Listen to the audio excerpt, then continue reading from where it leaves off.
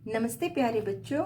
आज हम पाठ 8 राजा का हिस्सा का अभ्यास करने जा रहे हैं। आप सभी बच्चे इसे ध्यानपूर्वक समझे। बच्चों, आदर्श राजा हमेशा अपनी प्रजा की भलाई में लगा रहता है।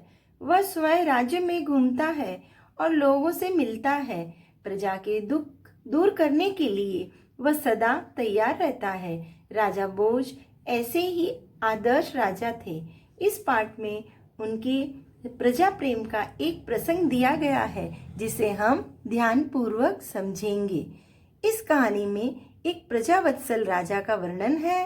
राजा प्रजा की कठिनाइयों में हमेशा उसकी मदद के लिए तत्पर रहते हैं। ऐसे आदर्श राजा का इसमें उल्लेख किया गया है। आओ बच्चों, अब हम इस कहानी को समझें।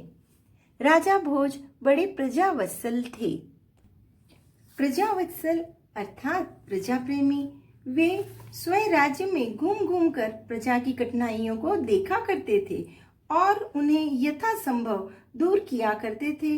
एक दिन राजा अपनी रानी के साथ रथ पर सवार होकर राज्य का भ्रमण कर रहे थे। भ्रमण अर्थात बच्चों घूमना। वे राजधानी से बहुत दूर निकल गए।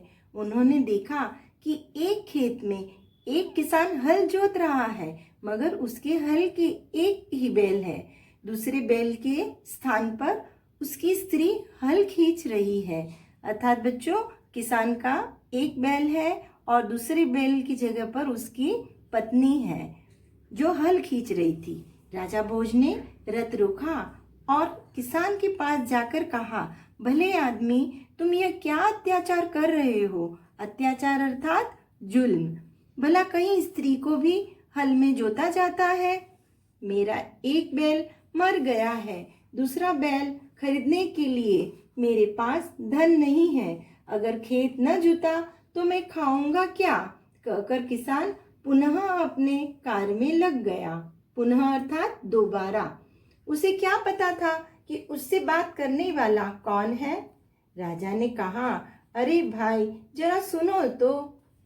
जो कहना है मेरे साथ चलते चलते कहो, मेरा काम क्यों रोकते हो? ऐसा किसान ने कहा।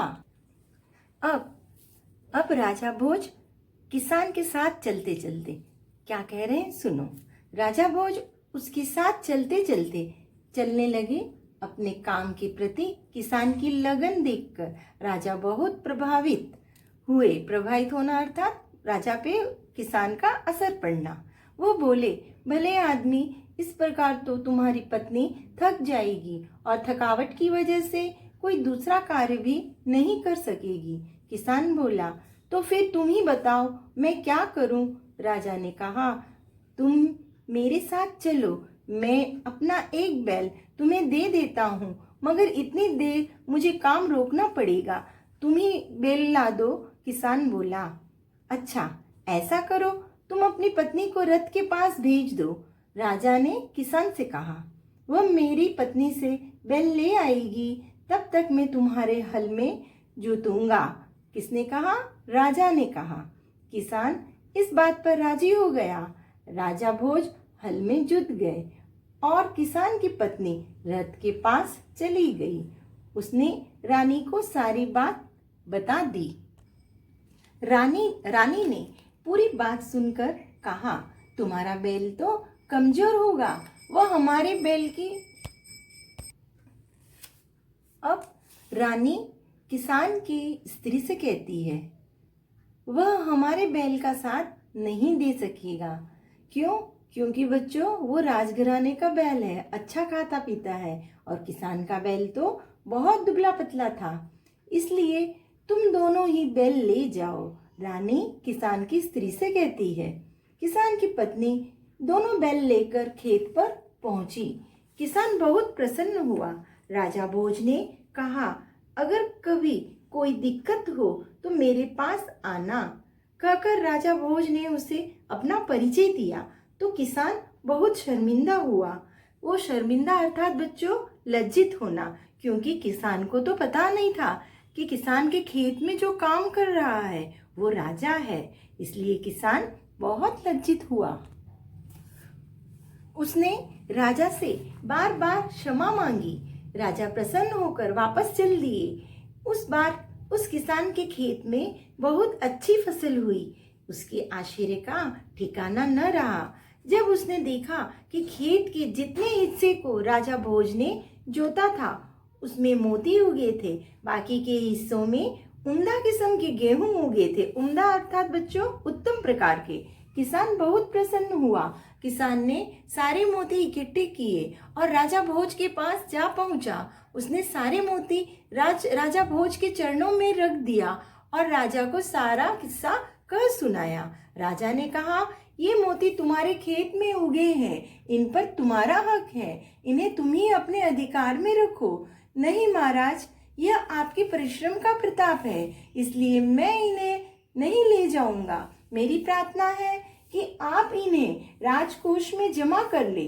राजकोष अर्थात राजा का खजाना, और गरीब की भलाई के लिए काम में ले। किसान ने प्रार्थना की। किसान ने राजा से प्रार्थना की। किसान की बात सुनकर राजा बहुत प्रसन्न हुए और उन्होंने राजा ने स्वीकार कर लिए।